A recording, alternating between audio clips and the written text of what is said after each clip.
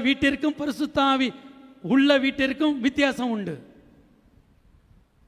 பரிசுத்த ஆவி பெற்ற வீடு மகிமை நிறைந்த வீடாக இருக்கும், மகிழ்ச்சி நிறைந்த வீடாக இருக்கும், சமாதானம் நிறைந்த வீடாக இருக்கும்.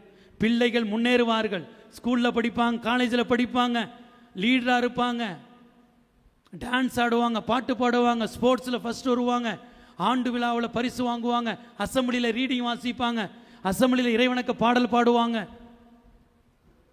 ஆல்டர் பாயாக இருப்பாங்க, யூத்தில் இருப்பாங்க, வின்சிந்த பல்சபையில் இருப்பாங்க, மரியான் சென்னையில் இருப்பாங்க, அன்பியத்தில் இருப்பாங்க,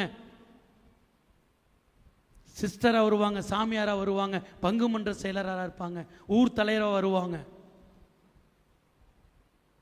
பரிசுத்த ஆவியை பெறாதவர்கள் எல்லாரையும் குறை சொல்லிக் கொண்டே இருப்பார்கள்.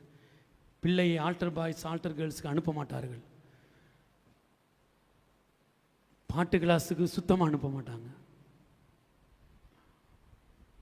யூத்துக்கு போவாத நீ ஓடி போயிடுவ, நீ நான் பெத்த புள்ள, உன்னை பற்றி எனக்கு தான் தெரியும்பாங்க. மரியன் சென்னைக்கு போவாத, வேற வேலையே இல்லையா, எப்போ பார்த்தாலும் அருளேந்த மரியே வாழ்க, அருளேந்த மரியே வாழ்க என்று சொல்லி வீட்டிலே பூட்டி வைத்து விடுவார்கள். அன்பிய கூட்டம் நடக்கும் பக்கத்து வீட்டில் வீட்டை பூட்டிட்டு நான் இல்லைன்னு சொல்லுன்னு உள்ள டிவி பார்ப்பாங்க.